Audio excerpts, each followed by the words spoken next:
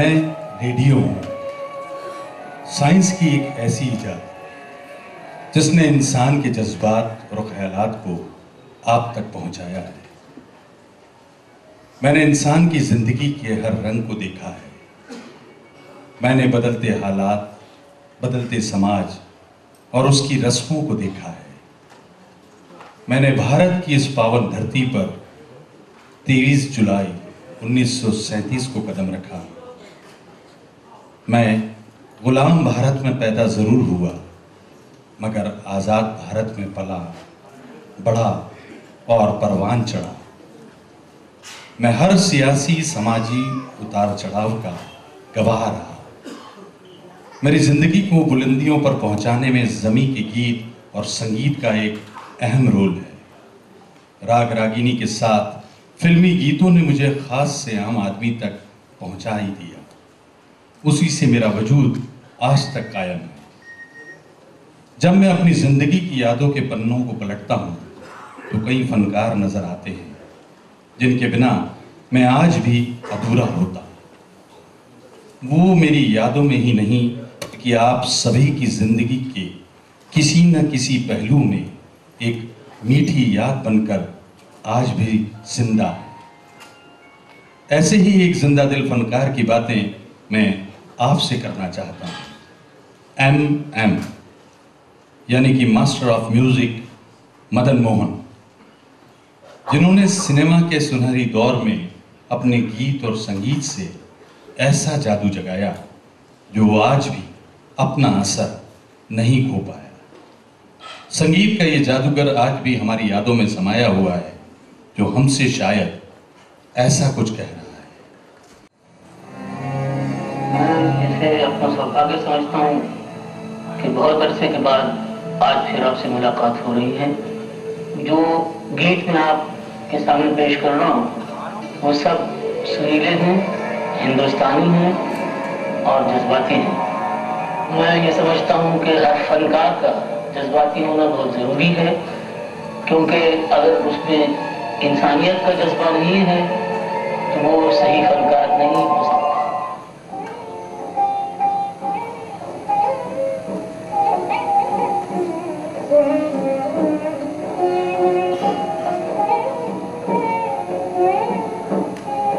मेरी याद में तुम ना आंसू बहाना, नदी को जलाना, मुझे भूल जाना, समझना कि था एक सपना सुहाना, वो गुजरा जमाना, मुझे भूल जाना, मेरी याद में।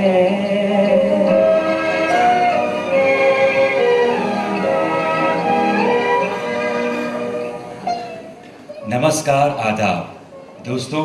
जब रेडियो की बात हो रही है, उस बात को आप तक पहुंचाने के लिए मैं हूं निर्विकार और मैं हूं अनादि।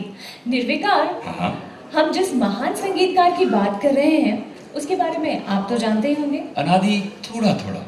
तो फिर थोड़ा तुम और थोड़ा मैं, यानी हम सभी मिलकर मदन मोहन जी के यादों के चिरागों को रोशन करते हैं। बिल्कुल अनादि, पहले हम मदन मोहन जी के बारे में थोड़ी सी बात कर लें। वैसे यहाँ पधारे संगीत के रसिक उनके बारे में सब कुछ जानते हैं, मगर जो नहीं जानता उनके लिए हम दोहरा तो सकते हैं। बिल्कुल। वैसे मदन मोहन जी का जन्म 25 जून 1925 में इराक के बगदाद शहर में हुआ था। उनके पिता इराकी सेना के अकाउंट जनरल थे। जब इराक आज़ाद हुआ तो उनका परिवार अपने पुश्तैनी घर झेलम पंजाब आ गया। फिर लाहौर होते हुए कारोबार की तलाश में मुंबई जा पहुंचा। मुंबई आकर उनके पिता देविका रानी के स्टूडियो बॉम्बे टॉकीज से जुड़ गए। उन्होंने भारत की पहली विदेश में बनी फिल्म कर्मा का फाइनेंस भी किया। मदन की प्राइमरी स्टडीज मुंबई में हुई। मदन मोहन जी ने बचपन में बच्चों के रेडियो प्रोग्राम में भी हिस्सा लिया था नादी। वहां पर उनके साथी थे दोस्त राज कपूर, शम्मी कपूर और सुरैया। संगीत से उनके बढ़ते लगाव को उनके पिता पसंद नहीं करते थे, इसलिए उनके colonel Brown military school Dehradun में भेज दिया। अनादि, जिसे बनना था संगीतकार, वो लेफ्टिनेंट बन गया। वो आर्मी में 2 साल रहे। सेकेंड वर्ल्ड वॉर के बाद नौकरी छोड़ लखनऊ रेडियो में आ गए। जहां उनको बेगम अख्तर और तलत महमूद का साथ मिला। बल्कि वहां उन्होंने महान संगीतकार अली अकबर खान, अब्दुल वहीद खान, पंडित राम नारायण और विलायत खान का भी साथ मिला। मगर अनादि नौकरी में उनका मन नहीं लगा और गायक बनने के इरादे से मुंबई आ गए। कुछ फिल्मों में उन्होंने गाया भी। फिल्म शहीद में उन्होंने संगीतकार गुलाम हैदर के निर्देश में लता जी के साथ युगल गीत गाया था, जो फिल्म में शामिल नहीं हो पाया। बतौर गायक कामयाब तो नहीं रहे, फिर बतौर संगीतकार उनको 1950 में पहली फिल्म आंखें मिली। गीत संगीत तो उनकी हर फिल्म का कामयाब रहा, मगर पहली कामयाब फिल्म थी भाई भाई। तो चलो मदन मोहन जी की पहली कामयाब फिल्म के गीत को सुनते हैं, जिससे आपके लिए लेकर आई हैं हमारी प्यारी कलाकार कीर्ति सूद जी।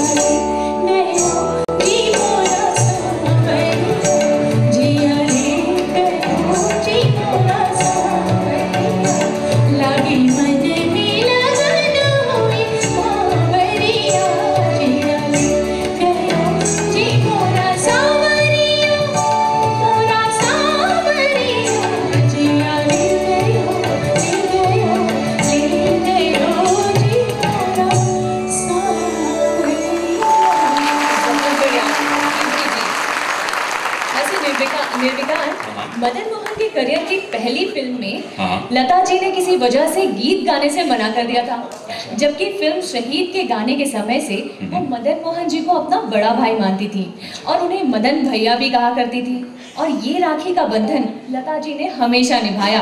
उनका कोई भी ऐसा स्टेज प्रोग्राम नहीं हुआ जिसमें उन्होंने मदन मोहन जी के गीतों को नहीं गाया हो। अनादि लता जी क्या मदन मोहन जी की कदर तो सारी दुनिया करती है। बिल्कुल, और हमारी दोस्त जो है कनक जी, उनकी भी कद्र थोड़ा करना चाहिए और उन्हें हमें फिर से बुलाना चाहिए।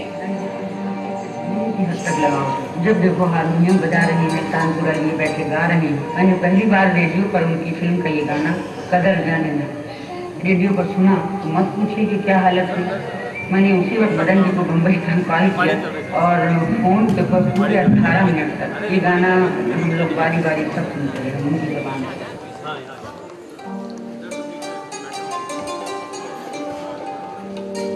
कदर जाने ना, कदर जाने ना, मोरा बालम बेदर्दी मोरा बालम बेदर्दी। कदर जाने ना, कदर जाने ना, मोरा बालम बेदर्दी।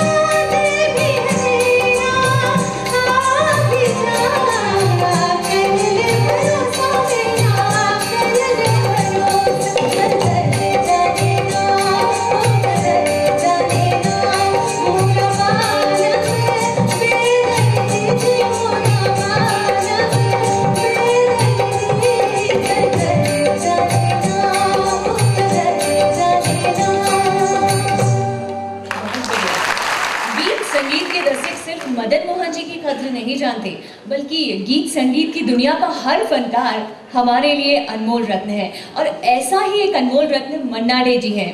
कुछ दिनों से वो बीमार हैं। हम सब उनके स्वस्थ होने की कामना करते हुए मन्ना डे जी और मदन मोहन जी की एक सदाबहार जुगलबंदी देखते हैं। कौन आया मेरे मन के द्वारे, पायल की झनकार लिए। कौन आया मेरे मन के द्वारे, पायल की झनकार लिए। कौन आया।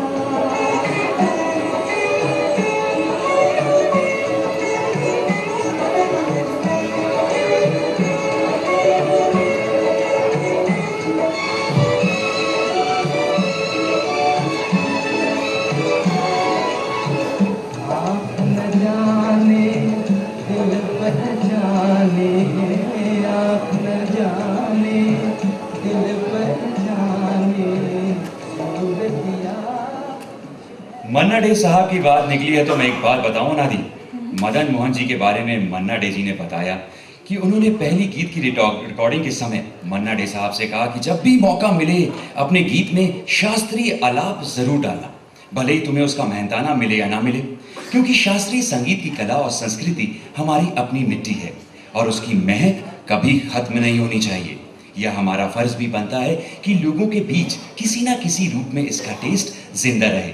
और फिर क्या था, मोहन जी ने यह बात मन्ना डे जी के हर गाने में कायम रखी। वैसे मदन मोहन जी की बातें ही कायम नहीं रही, बल्कि उन्होंने अपनी दोस्ती भी हमेशा कायम रखी। लखनऊ रेडियो के उनके साथी तलत महमूद जी, बेगम अख्तर जी, उनसे हमेशा अपनेपन का रिश्ता कायम रखा। गजल के साथियों की दोस्ती ने ही उनको फिल्मी दुनिया में गजल का शहंशाह बना दिया। तलत महमूद जी ने भी अपनी फिल्मी करियर की बेहतरीन गजलें मदन मोहन जी के साथ ही बनाई हैं। क्या बात है, तो फिर हमें इस जोड़ी की कोई गजल सुननी चाहिए। क्यों नहीं, मतलब अंजन मुखर्जी जो हैं उनसे हम बोलेंगे कि यहाँ पर आए और देख कबीरा रोया की एक दिलकश गजल जो है वो हम सबको सुनाएंगे।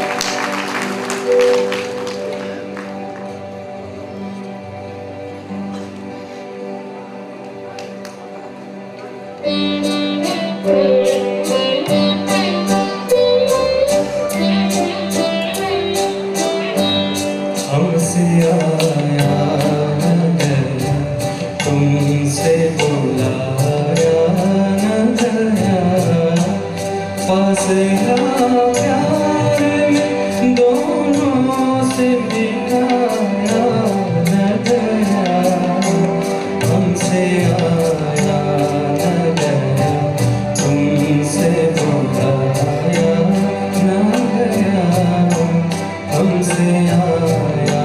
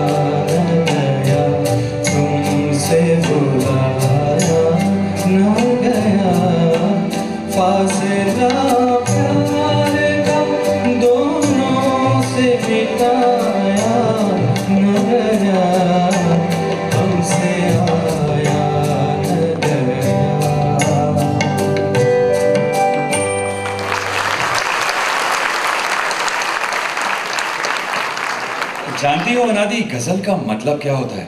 नहीं। अपने महबूब से बात करना, महबूब की तारीफ करना। और मदन मोहन जी के महबूब तो उनके चाहने वाले थे। महबूब और आशिक के रिश्तों को नुमाया करने वाली यह गजल सुनो और देखो।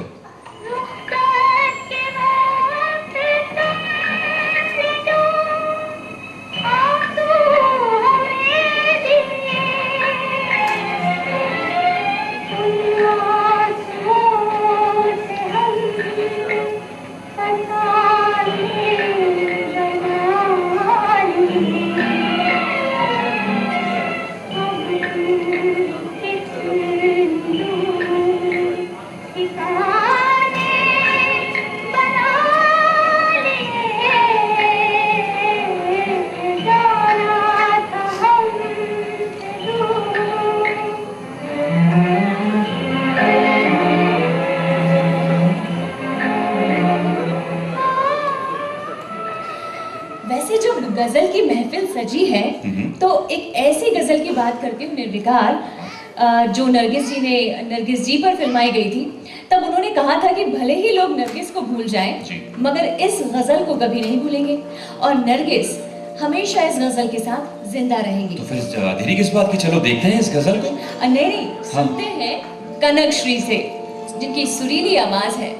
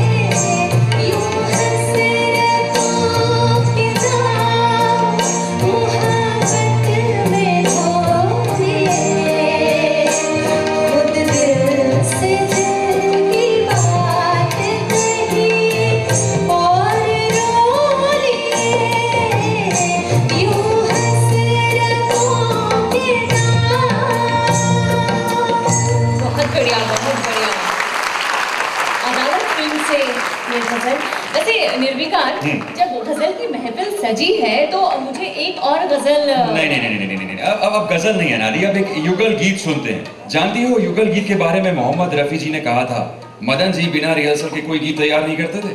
जब युगल गीत की रिकॉर्डिंग होती थी तो 5-6 दिन तक रिहर्सल चलती थी। हम भले अच्छा गाएं या ना गाएं, मगर जब तक मदन मोहन जी को पसंद नहीं आता था उसकी रिकॉर्डिंग नहीं होती थी। हम जो युगल गीत लेकर आए ना, वो ऐसे ही एक लंबी रिहर्सल के बाद का एक नायाब मोती है।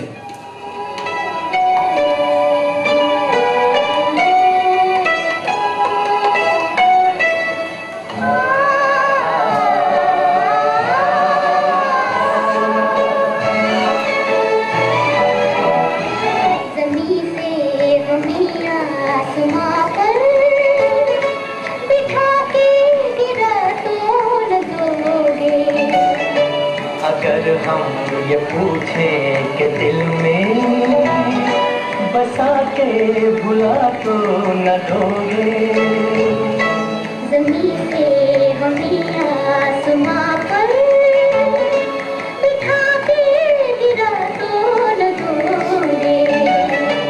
अगर हम ये पूछें के दिल में बसा के भुला तो न दोगे।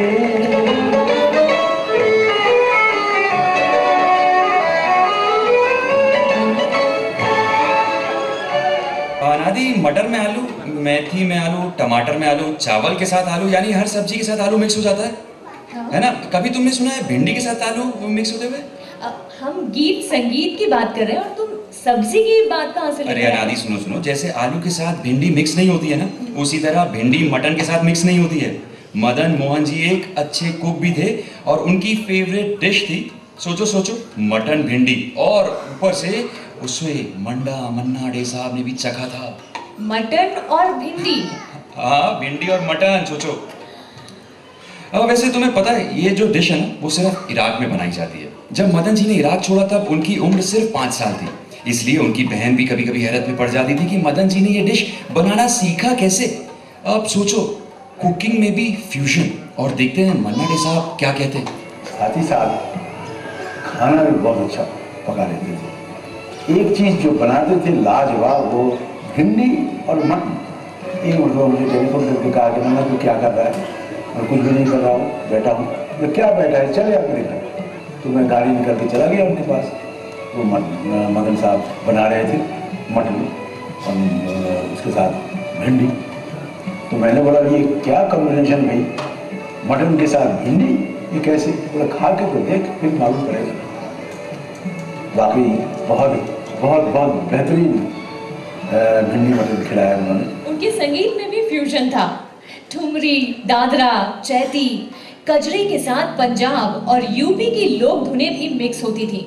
वैसे शास्त्रीय संगीत पर कई संगीतकारों ने गीत रचे हैं, मगर उनके गीतों को मधुर और सदाबहार बनाना सिर्फ मदन मोहन जी को ही आता था। तो इस बात को साबित करने के लिए फिल्म जेलर की गजल सुनते हैं, जिसे सुनाएंगी आपकी दोस्त कीर्ति जी।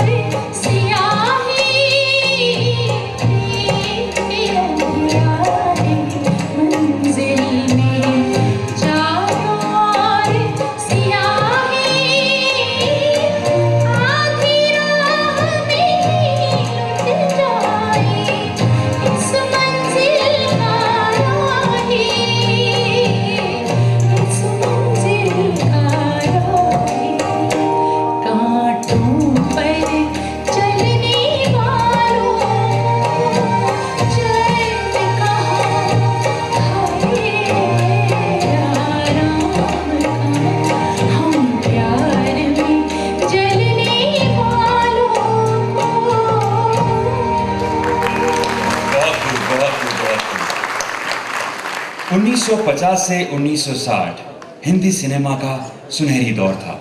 सिर्फ संगीत ही नहीं, बल्कि सिनेमा की कहानियां, डायरेक्शन और अभिनय का भी सुनहरा दौर था। Golden era. दिलीप कुमार, राज कपूर और देवानंद जैसे कलाकारों की धूम थी। इनके अपने बैनर और संगीतकार थे।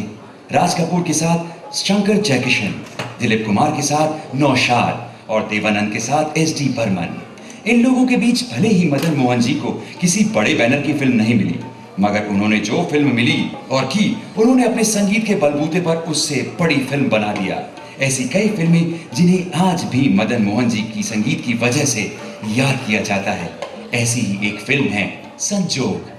वैसे इस फिल्म का हर गीत मधुर है, बल्कि मदन मोहन जी की मनमोहिनी गीतों का गुलदस्ता है, और इस गुलदस्ते के एक फूल की महक से हम भी तरोताजा होते हैं। बिल्कुल।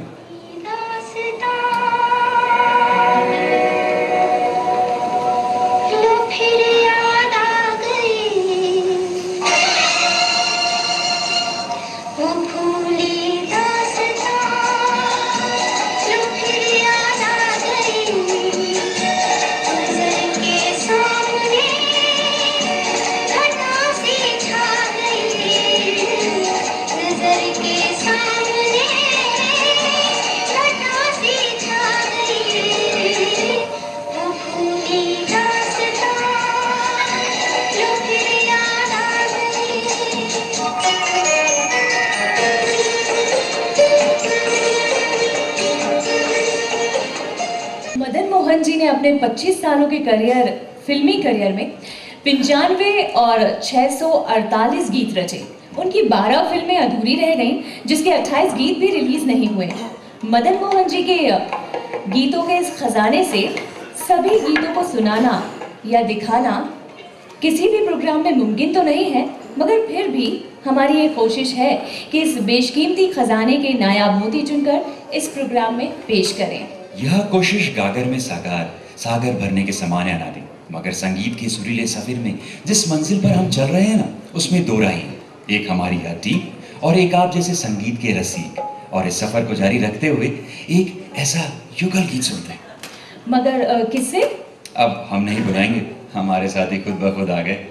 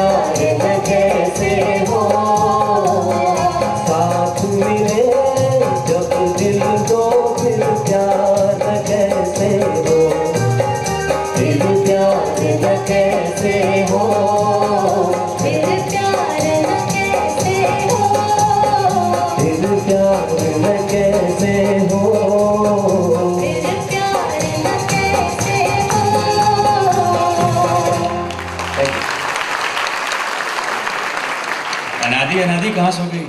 कहाँ क्या सोच रही हो? कहाँ खो गई तुम? मैं सोच रही हूँ निर्विकार, क्या दौर था वो, क्या लोग थे वो, मतलब उनकी बातें सुनकर हैरानी होती है। ऐसी कौन सी बात है, जरा हमें भी बता दो। उस दौर के संगीतकार खुद अच्छा काम करते थे तो दूसरे के अच्छे काम को सराहते भी थे। जब फिल्म अनपढ़ की एक गजल नौशाद साहब ने सुनी तो नौशाद साहब ने कहा था, मदन जी आप मेरा सारा संगीत ले लो और अपनी ये गजल मेरे नाम कर दो। महान लोगों की महान बातें अनादि। जब फिल्म अनपढ़ की बात निकली है तो मैं यह जानकारी भी दे दूं कि यह मदन मोहन की पहली फिल्म थी जिसके लिए फिल्म फेयर अवार्ड में उन्हें बेस्ट म्यूजिक के लिए नॉमिनेट किया था। और अब मैं तुम्हें नॉमिनेट करती हूँ कि आपने किस साथी को तुम नॉमिनेट करोगे? मेरी नजरों ने समझा कनक श्री को गजल के काबिल।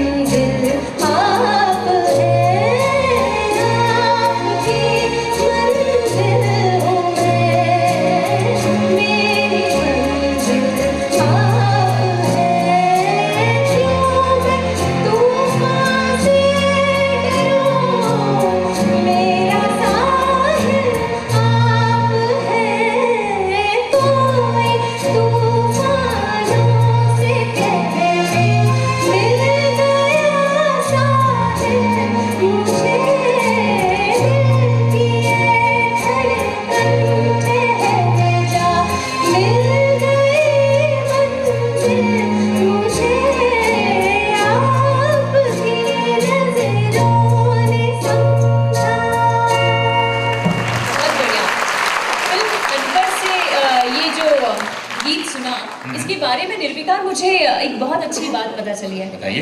और मैं हमारे संजीव सर जो हैं इनसे कहना चाहूँगी कि ये जो गाना है उसका कुछ छोटा सा एक धुन बजाएंगे आप? ये जो अभी अभी गया है, आपकी नजरों ने समझा।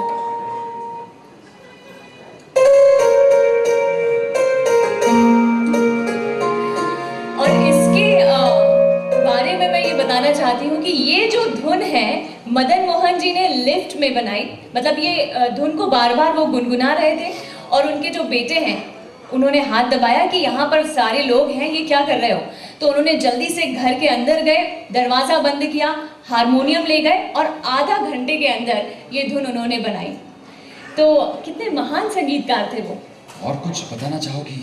हाँ, अब मैं मदन मोहन जी के बारे में कुछ और भी बताना चाहूँगी। बिल्कुल। मदन मोहन जी में एक अभिनेता भी छिपा था। अच्छा। और बतौर हीरो उनको एक फिल्म पर्दा भी मिली थी। अच्छा।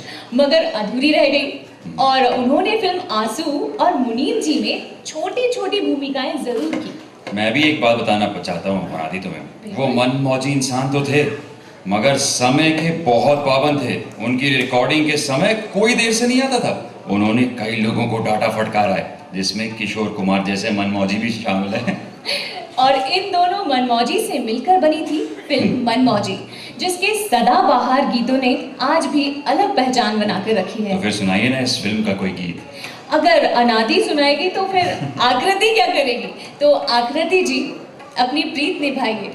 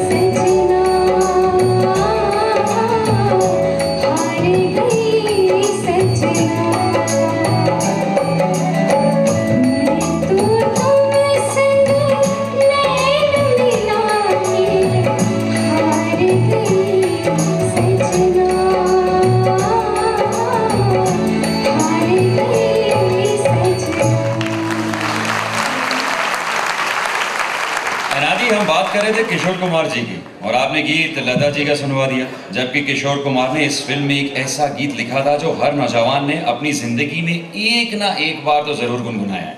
ऐसा कौन सा अमर गीत है जो हर नौजवान की सिग्नेचर ट्यून बना हुआ है? और सुन भी लो और देख भी लो। जरूरत है, जरूरत है, जरूरत है, जरूरत है, जरूरत है, जरूरत है एक श्रीमती की, कलावती की सेवा करे जो पति की। जरूरत है, जरूरत है, जरूरत है एक श्रीमती की, कलावती की सेवा करे जो पति की। जरूरत है, जरूरत है, जरूरत है।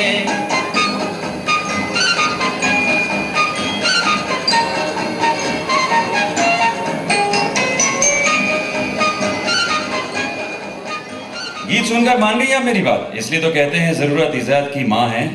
मैं समझी नहीं। अरे यानी आवश्यकता आविष्कार की जननी है, अब समझी? नहीं, मैं ये बात समझ ही नहीं रही हूँ कि तुम ये कहावतें क्यों कह रहे हो। अरे क्योंकि जो अगला गीत है वो कुछ इसी तरह बन गया था। मदन मोहन जी और डायरेक्टर मोहन कुमार अपनी फिल्म परछाइयां की म्यूजिक को लेकर कुछ बातें कर रहे थे, तभी राजा मेहंदी अली खान आए। वे कुछ नाराज थे। जब मदन मोहन जी ने वजह पूछी तो उन्होंने बताया कि उनकी लिखी एक गजल को ओपी नैयर साहब ने नापसंद कर दिया। जब वो गजल मदन मोहन जी ने सुनी तो उन्हें एकदम पसंद आ गई और उन्होंने मोहन कुमार जी से कहा कि आप अपनी फिल्म में इस गजल की सिचुएशन निकालो, ये गजल आपकी फिल्म के लिए मैं कंपोज करूंगा। और वो गजल कौन सी थी? ये मैं नहीं बताऊंगा, बल्कि आकृति मेहरा जी आकर सुनाएंगी। आइए आकृति जी, आपको गाना होगा अगर आपको मुझसे मोहब्बत है।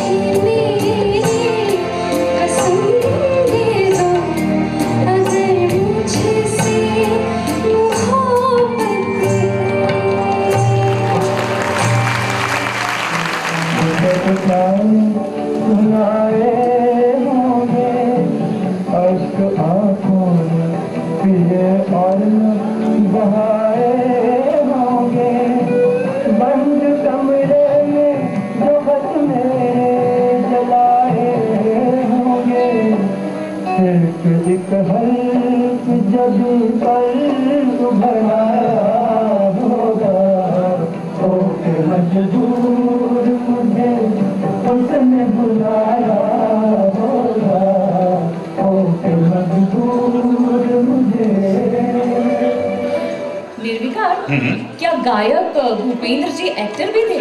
नहीं, वो गायक ही थे और बहुत अच्छे गिटारिस्ट भी थे।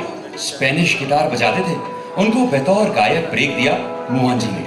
फिल्म हकीकत में यह भारतीय सेना की पहली युद्ध फिल्म है जो चीन और भारत के युद्ध पर आधारित थी। चेतन आनंद ने इस फिल्म के लिए संगीत के साथ साथ एक्टिंग के लिए भी मदन मोहन जी को साइन किया था। एक आर्मी ऑफिसर का रोल था।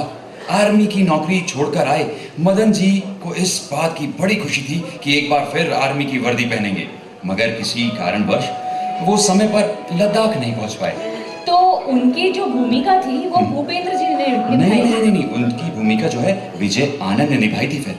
वैसे इस फिल्म का ये गीत कैफी आजमी जी ने अपने काव्य संग्रह में पहले ही छाप चुके थे। यही तो मदन मोहन जी की काबिलियत थी अनादि। वे अच्छी शायरी को पढ़कर उसकी धुनी तैयार कर लेते थे, बल्कि उसे ना फिल्म का अटूट हिस्सा भी बना लेते थे।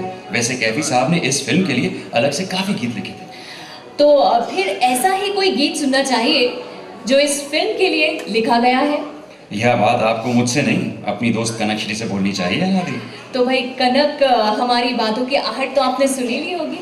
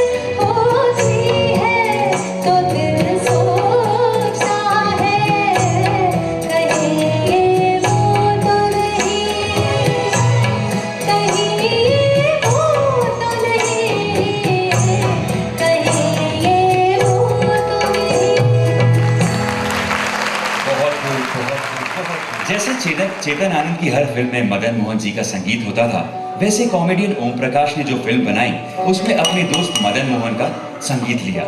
उनकी पहली फिल्म गेटवे ऑफ इंडिया में भी और उनकी बनाई आखिरी फिल्म जहां आरा में भी। जहां आरा बॉक्स ऑफिस में पूरी तरह फेल हो गई, मगर उसके गीत अमर हो गए।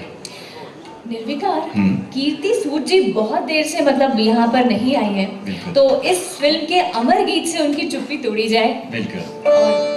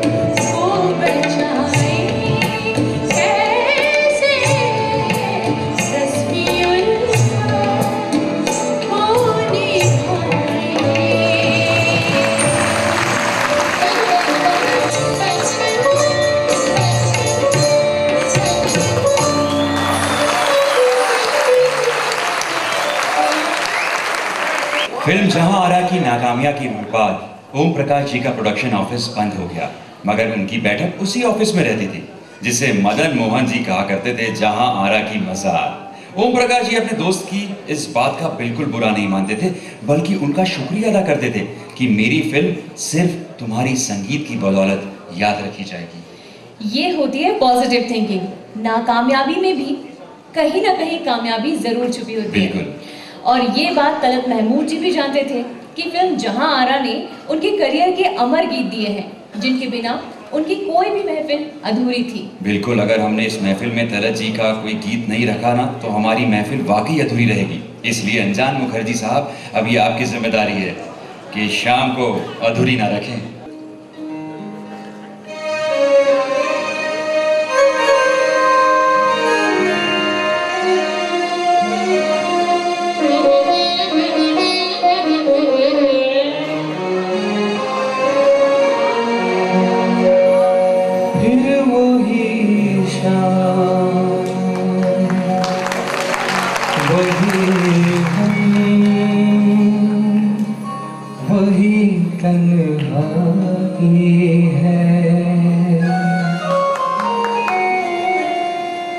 दिल को समझाने तेरी याद चली आई है, फिर वही शाम वही हम वही तन्हाई है।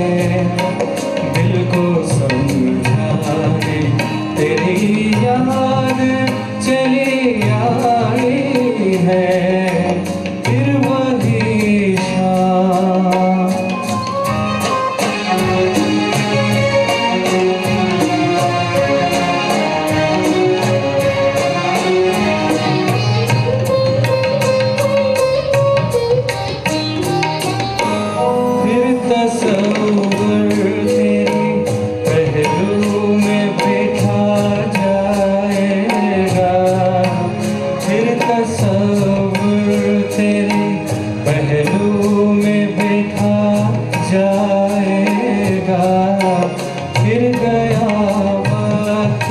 घड़ी भर को पलट आएगा, दिल बहल जाएगा, आखिर को तो सौदाई है, फिर वही शाम वही हम वही तन्हाई है। दिल को समझाने तेरी याद चली आई है, फिर वही शाम। जैसे मैंने पहले बताया था कि मदन मोहन जी के करियर की पहली कामयाब फिल्म भाई भाई थी, मगर प्रोड्यूसर के विवाद की वजह से सिर्फ 24 सप्ताह ही चली थी। इस फिल्म की सिल्वर जुबली तो नहीं हो पाई थी, मगर मदन मोहन जी की पहली सिल्वर जुबली फिल्म थी वो कौन थी। और दूसरी बार इस फिल्म के संगीत के लिए मदन मोहन जी को फिल्म फेयर अवार्ड के लिए नॉमिनेट किया गया। इस फिल्म में मदन जी ने एक से एक बढ़कर गीत रचे थे, जिसके बगैर मदन मोहन जी का कोई प्रोग्राम नहीं किया जा सकता बॉस। इसका मतलब मुझे फिर अपनी दोस्त कनक को बुलाना पड़ेगा। बिल्कुल। तो कनक जी गले लगिए।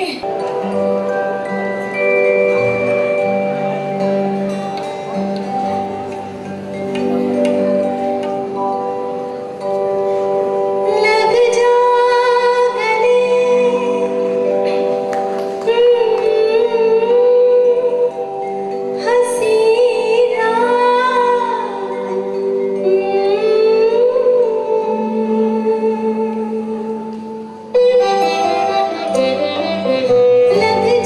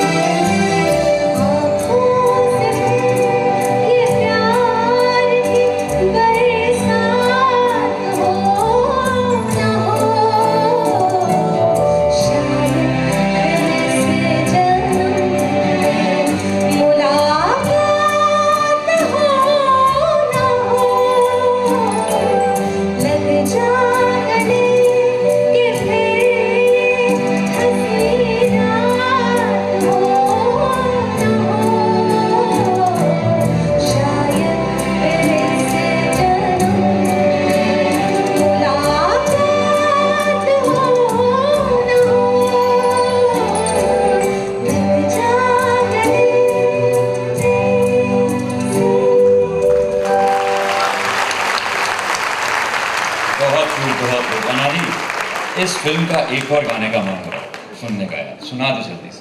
जो हमें सुनाएंगी हाँ। कीर्ति सूद जी। बिल्कुल कीर्ति जी आइए और हमें अपनी दास्तान सुनाइए। दास्तां तो हम लोग सुना रहे हैं ना, मतलब अलग अंदाज का गाना कीर्ति जी को सुनाना होगा।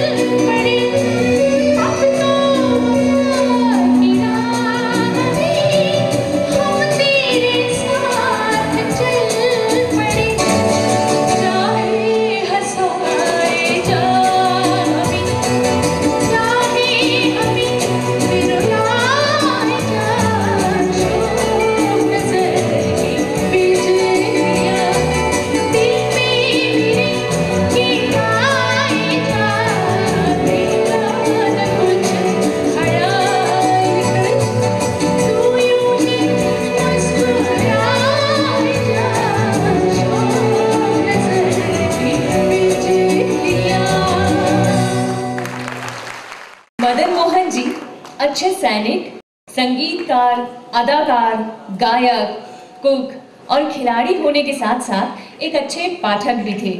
वो सभी कवि और शायरों की रचनाओं को पढ़ते थे, फिर उन रचनाओं पर धुन भी तैयार कर लेते थे। बिल्कुल, उन्होंने सारे जहां से अच्छा हिंदुस्तान हमारा के रचयिता इकबाल की एक गजल को भी फिल्मी रंग दिया और वो करने वाले ऐसे पहले संगीतकार बने।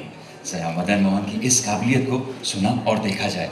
क्लासिकल में जो ठुमरी का रहता है उसका बड़ी खूबसूरती से इस्तेमाल करना, फिर गज़ल को समझना और उनके साथ जो राइटर भी काम करने वाले थे, अच्छे अच्छे राइटर जैसे राजा मेहंदी अली खान, राजेंद्र किशन और पुराने पोइट्स, तो उन्होंने कुछ ऐसे खूबसूरत गीत दिए हैं हमारे को जो कि हम नहीं भूल सकते। लता जी के जितने हिट सॉन्ग्स हैं उसमें मैक्सिमम नंबर उस म्यूजिक डायरेक्टर का है। उनका नाम था मदन मोहन। मदन मोहन के बारे में मेरा ख्याल है कि उनसे अच्छे गज़ल बनाने वाला नहीं हुआ। गज़ल में जो रोमांस होना चाहिए, जो रंग होना चाहिए, जो मदन मोहन ने दिया वो किसी ने दिया। जब भी रिकॉर्डिंग होती थी तो उनका यही एक होता था, रिहर्सल वगैरह करते थे तो गाते रहते थे और मुझे कहते थे अच्छा इसमें जो तुमको ठीक लगे वो तुम उठा लो। मैंने कहा मदन भैया ये कैसे हो सकता है कि मैं जो अच्छा लगे इसमें से अचानक याद रखूं और फिर रिकॉर्डिंग में गाऊं, ये नहीं होगा, आप पूरा गाना मुझे बताइए जो गाना है। तो कभी कभी ऐसे करते थे, मैंने कहा मदन भैया रुकिए, कितनी बड़ी तान लेंगे, रुकते नहीं थे। फिर कहते थे अच्छा आप तुम्हारी टीम में बैठ के जरा ठीक से गाते हैं और फिर वो गाना सिखाते थे। म्यूजिक डायरेक्टर मेरे हिसाब से बहुत बड़े थे।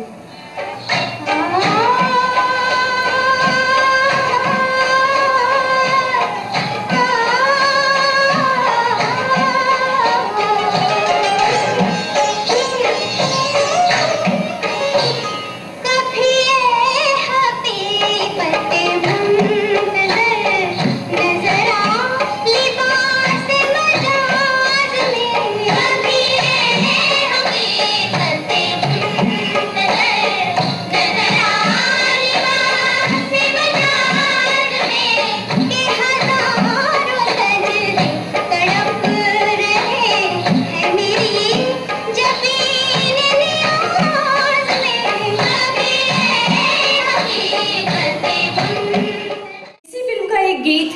इससे हमारी शाम और रंगीन हो जाएगी। और इस शाम को रंगीन करेंगे मेरे दोस्त प्रसन्न राव।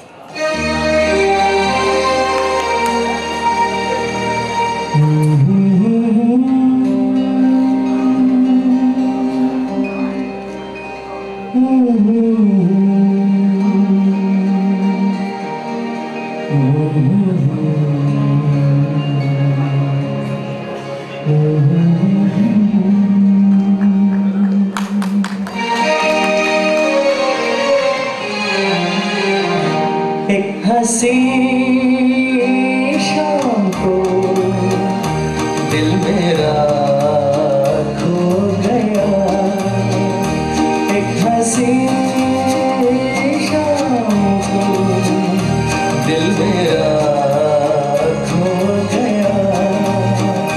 पहले अपना हुआ करता था, अब किसी का हो गया। एक हंसी शाम को दिल मेरा खो गया।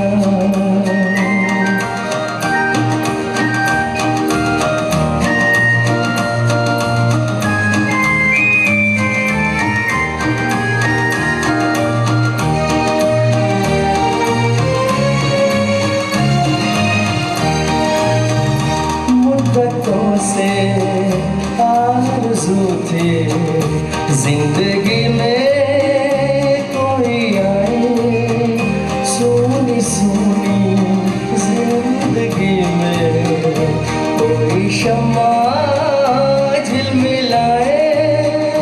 वो जो आए तो नशा ज़माना हो गया। एक हंसी शाम को दिल मेरा खो गया।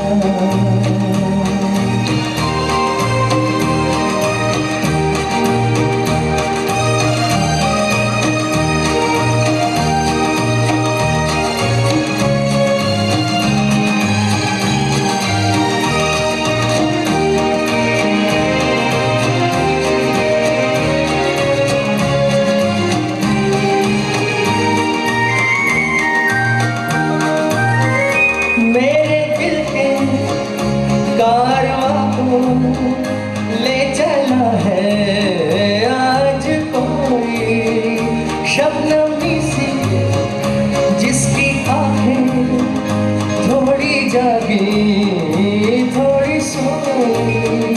उनको देखा तो मौसम सुहाना हो गया। एक हंसी शाम को दिल मेरा खो गया। पहले अपना हुआ करता था, अब किसी का हो गया। एक हंसी शाम को दिल मेरा खो गया।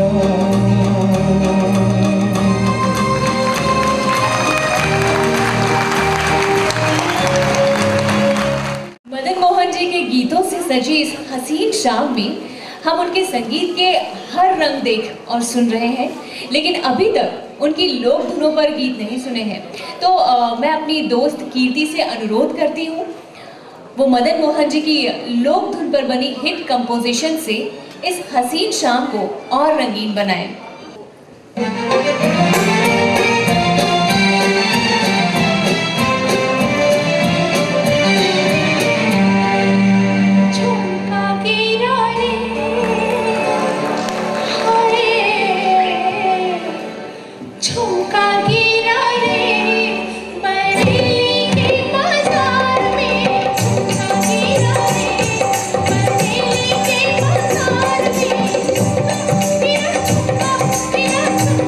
Mira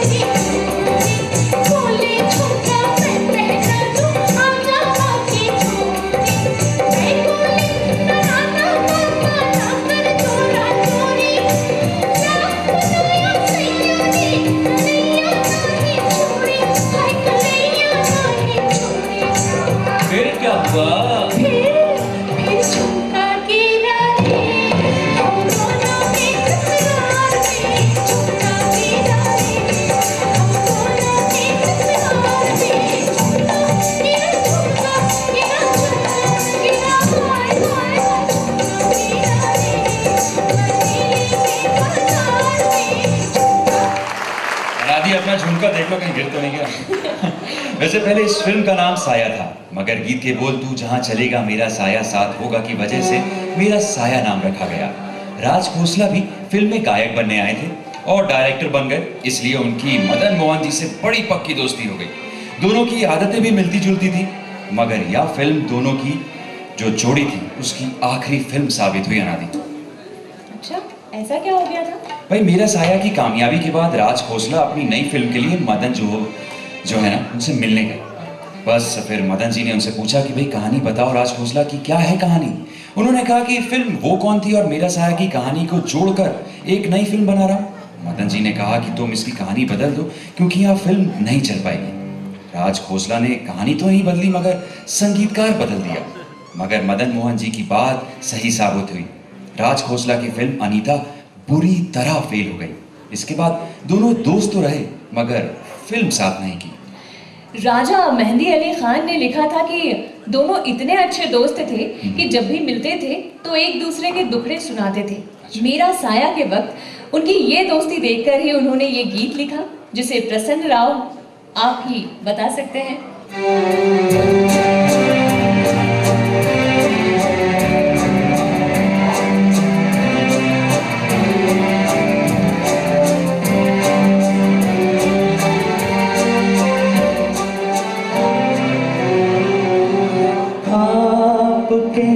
पहलू में आकर रो दिए, आपके पहलू में आकर रो दिए, दास्ताने हम सुनाकर रो दिए, आपके पहलू में आकर रो दिए।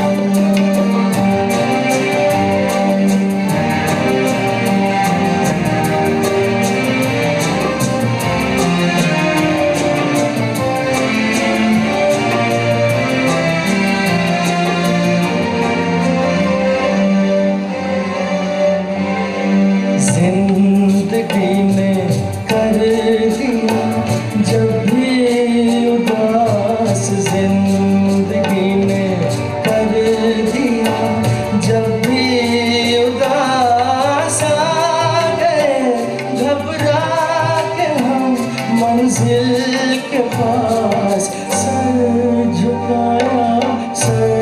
झुका कर रो दिए,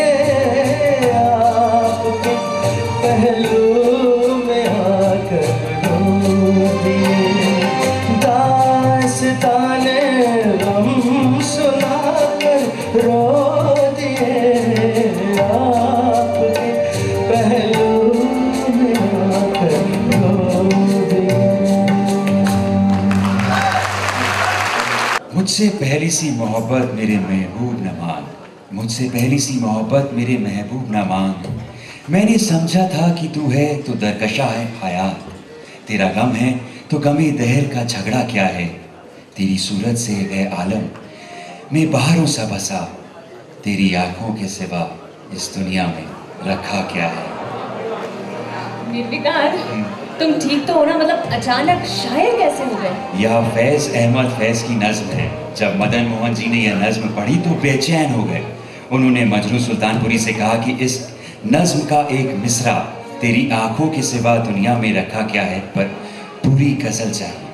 पहले तो मजनू साहब ने मना किया मगर मदन मोहन की जिद के सामने हार गए और इसी तरह यह गीत बना।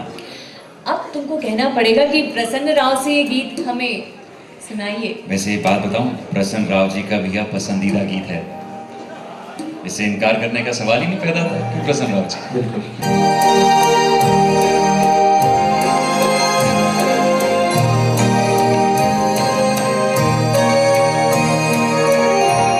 तेरी आँखों के सिवा दुनिया में रखा क्या है, तेरी आँखों के सिवा दुनिया में रखा क्या है, ये उठे सुबह चले, ये झुके शाम ढले, मेरा जीना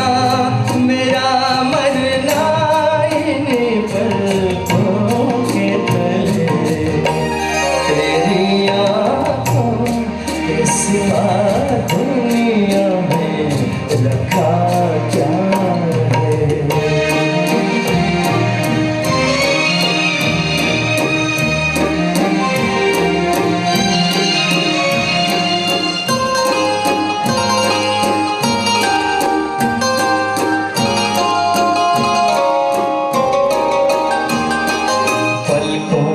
गलियों में चेहरे बहारों के हंसते हुए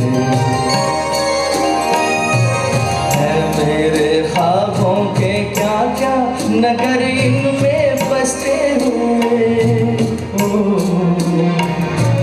पलकों की गलियों में चेहरे बहारों के हंसते हुए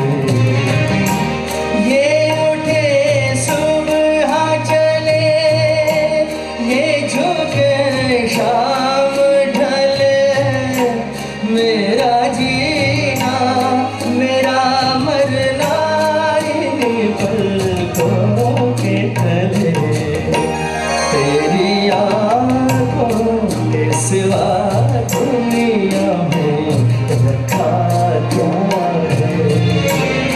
ये रूठे सुबह जले ये झुके शाम ढले मेरा जीना मेरा मरना इन्हीं पलकों के तले तेरी आँखों के सिवा दुनिया में रखा क्या है। वैसे मदन मोहन जी के साथ ज्यादा काम किया तलत महमूद, लता जी और मोहम्मद रफ़ी साहब ने, मगर मुकेश जी के खाते में आए बस कुछ ही गाने। उसी में से फिल्म संजोग का ये गाना भूली हुई यादें मुझे इतना सताओ इतना ना सताओ अब चैन से रहने दो मेरे पास ना। मैं बुलाना चाहूँगी श्री संजय शर्मा जी को।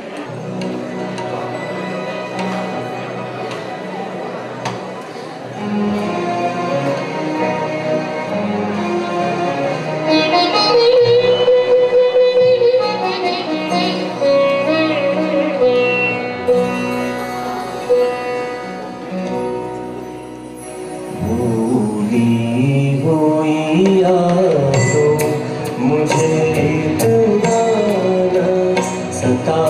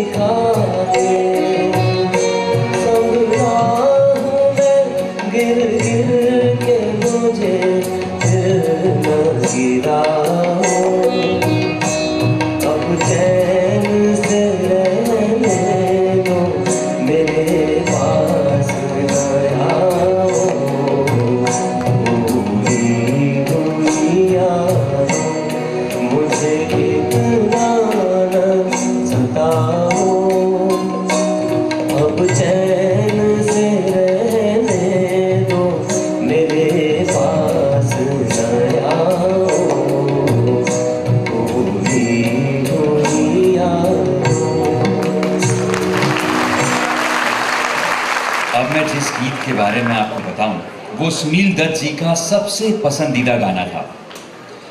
वो जब भी देश की सरहदों पर गीतों का प्रोग्राम करते तो यह गीत खुद गाते हुए फौजी भाइयों से कहते, यह वो गीत है जो एक फौजी ने ही कंपोज किया और एक फौजी का गीत अपने फौजी भाइयों के लिए। प्रसन्न भाई जल्दी आइए, आप तो समझ ही गए होंगे कौन सा मैं गाना कहना चाह रहा हूं कि आप गाएं।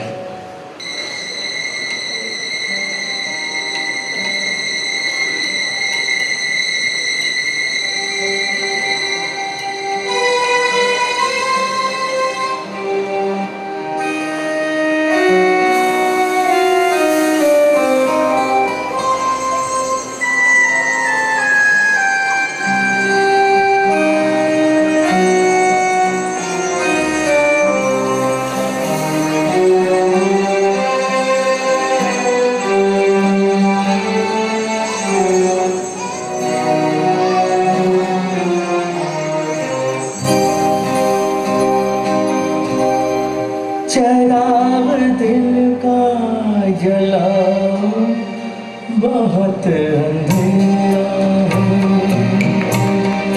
चराग दिल का जलाओ, बहुत अंधेरा है। कहीं से लौट के आओ, बहुत अंधेरा है। चराग दिल का जलाओ, बहुत अंधेरा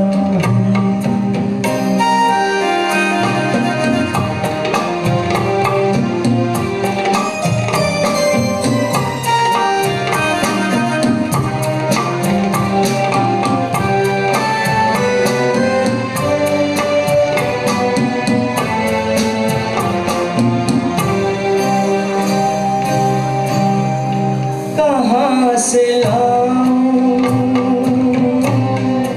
कहाँ से लाऊं वो रंगत गई बहारों की। कहाँ से लाऊं वो रंगत गई बहारों की। तुम्हारे साथ गई रोशनी नज़ारों की। मुझे भी पास बुलाओ, बहुत अंधेरा है। चराग दिल का जलाओ, बहुत अंधेरा है। कहीं से लौट के आओ, बहुत अंधेरा है। चराग दिल का जलाओ, बहुत अंधेरा है। बहुत अंधेरा है। बहुत गीतों के चिराग से चिराग जलाते हुए हम उस मुकाम पर दस्तक दे रहे हैं जहां मदन मोहन जी के संगीत को नेशनल अवार्ड हासिल हुआ। और जब ये खबर उनको मिली तो यकीन ही नहीं आया और वो समझे कि उनके दोस्त उनके साथ मजाक कर रहे हैं। मगर जब संगीतकार जयदेव उनके घर मिठाई लेकर पहुंचे तो उनको यकीन हुआ कि जिंदगी का जो पहला अवार्ड हासिल हुआ है वो नेशनल अवार्ड है। दस्तक फिल्म नहीं, एक साहित्य का दस्तावेज है जिसमें राजेंद्र सिंह बेदी, मजरूह सुल्तानपुरी, संजीव कुमार और मदन मोहन ने अपना बेस्ट से बेस्ट दिया। मदन मोहन जी के संगीत की जान सितार इस फिल्म का प्लस पॉइंट था। और जब सितार की बात हुई है तो रईस खान साहब का जिक्र भी जरूरी है, जिन्होंने मदन जी के साथ कई फिल्में बनाई हैं। ज्यादा कहने की जरूरत नहीं, अब एक गाना देख ही लेते हैं ना। हम हैं मलाए जाओ बाजार की तरह। हम हैं मलाए जाओ बाजार की तरह।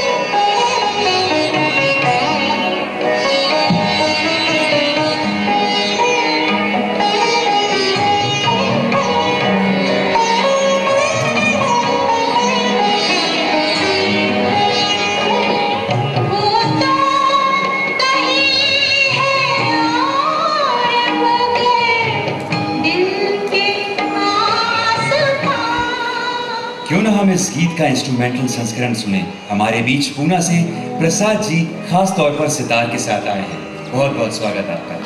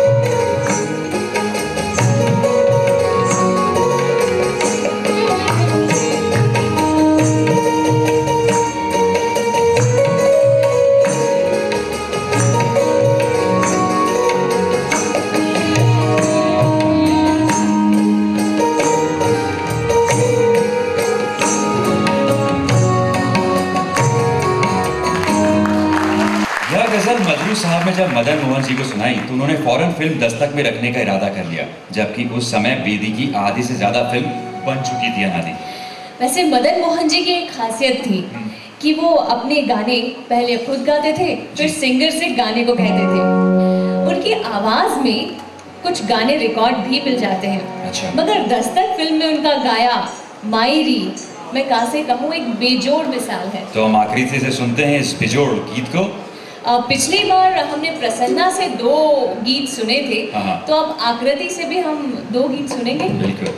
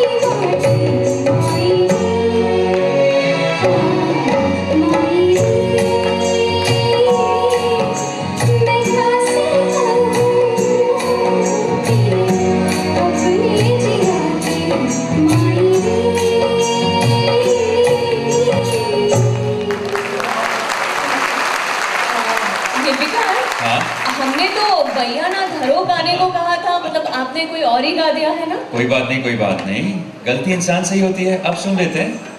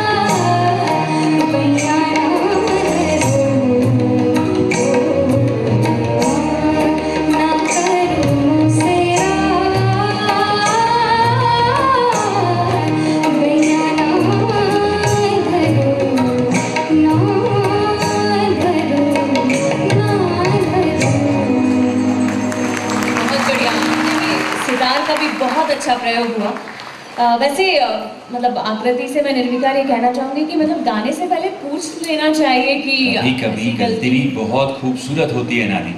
अमिताभ बच्चन ने फिल्म परवाना में विलेन का रोल करने की गलती कर ली थी। अगर यह फिल्म हिट हो जाती तो आज angry young man Hindi cinema को नहीं मिल पाता। मदन मोहन जी की बातों में अमिताभ जी कैसे आ गए? बताता हूँ। सावन कुमार की फिल्म नौनिहाल का संगीत मदन मोहन जी दे रहे थे। फिर सावन जी ने कैफी आजमी की स्क्रिप्ट को लेकर गालिब बनाने का इरादा किया और गालिब का रोल अमिताभ बच्चन कर रहे थे। इस फिल्म का मुहूर्त शॉट का क्लैप जाकिर हुसैन साहब ने दिया। उन्होंने अमिताभ बच्चन को देखा और कहा, गालिब इतने लंबे तो नहीं थे। फिर कुछ और लोगों ने एतराज किया और फिर फाइनली गालिब बंदी हो गई। इस बात का सबसे ज्यादा दुख हुआ मदन मोहन जी को, क्योंकि गालिब साहब उनके पसंदीदा शायर थे। वैसे मदन मोहन जी अपने करीबी दोस्तों से पंजाबी में बात करते थे। अच्छा। जिसमें ओपी नैयर और मोहम्मद रफ़ी भी थे। जी। एक दिन मदन मोहन जी एक गाने के लिए रफ़ी जी से मिलने रिकॉर्डिंग स्टूडियो गए और रफ़ी वहाँ गीत रिकॉर्ड कर रहे थे। उनको देखकर मदन जी ने कहा, तुम परेशान दिख रहे हो, तुम्हारी आवाज़ में वो बात नहीं है। तो रफ़ी जी ने कहा, आजकल काम थोड़ा कम है इसलिए परेशान हूँ। तो मदन जी ने कहा कि मैं तुम्हारे लिए एक गाना लाया हूँ, अगर तुम इसको दिल से गा दोगे तो तुम फिर से छा जाओगे। फिर उस गीत के बाद मदन मोहन जी की बात भी सच साबित हुई। अब बता भी दो वो गीत कौन सा था? प्रसन्न जी आप आकर सुनाइए। वैसे इस गाने के पहले मैं आपसे बता दूं कि इस गाने में वेस्टर्न म्यूज़िक जो है बहुत अच्छी यूज़ हुई है और इसमें स्ट्रिंग का खूब इस्तेमाल हुआ है। वैसे स्टार्ट थोड़ा स्लो होता है और एंड जो है ये हाई टेम्पो पे होता है।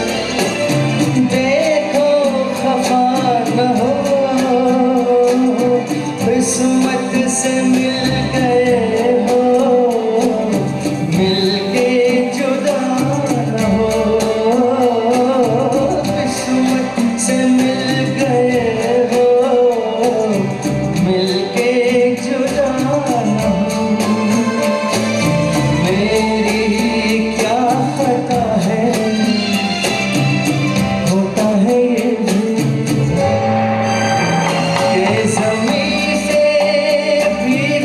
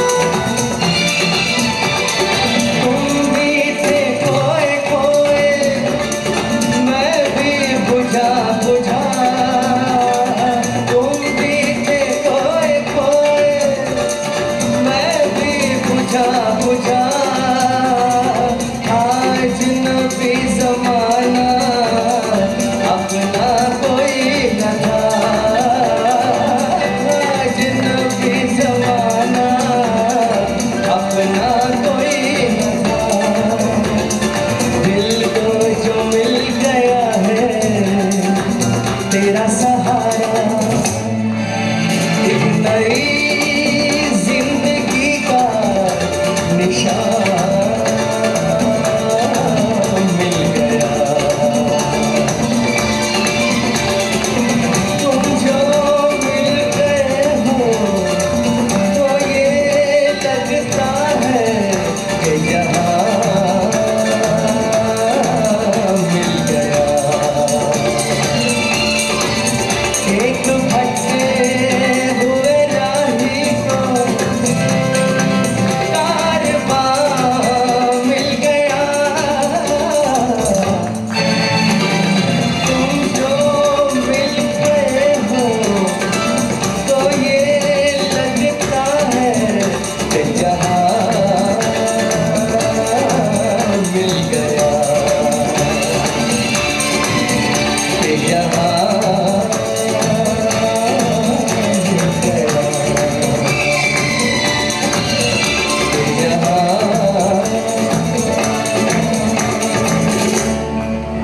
सलीम अनारकली फिल्म बना रहे थे, मगर यह फिल्म अधूरी रह गई। और अधूरी रह गई संगीत रसिकों की उम्मीदें जो मदन मोहन जी के साथ थी। और वक्त से पहले गज़ल का शहंशाह 14 जुलाई 1975 को इस दुनियाए फ़ानी से कूच कर गए और छोड़ गए अनगिनत यादें, सुरीले गीत जिनको सुनकर सोचकर बस यूं दिल करता है।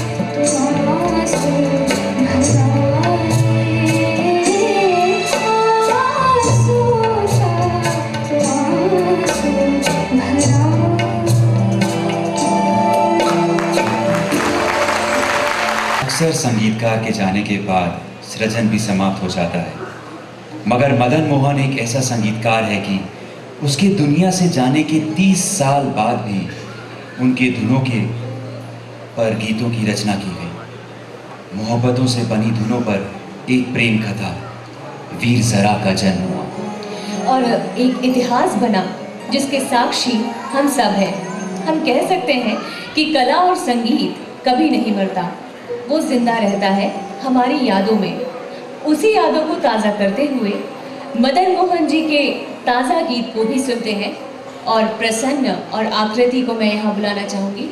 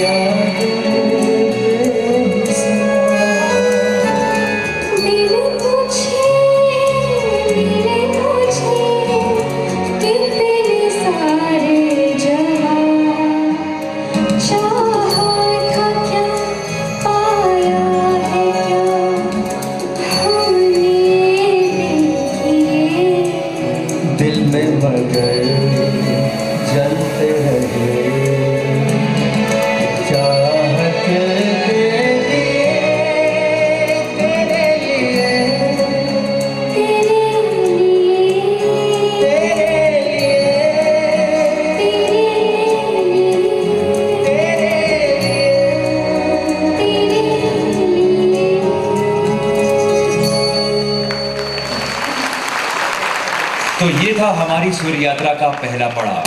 बड़े फनकारों के बारे में कितना भी कहें, लेकिन फिर भी बहुत सा अनकहा रह जाता है। सूर्य यात्रा के इस सफर में जल्द ही आपसे फिर मुलाकात होगी और अजीम हस्ती और उनके फन से। तब तक के लिए मैं और अनादि विदा लेते हैं। नमस्कार, शुक्रिया।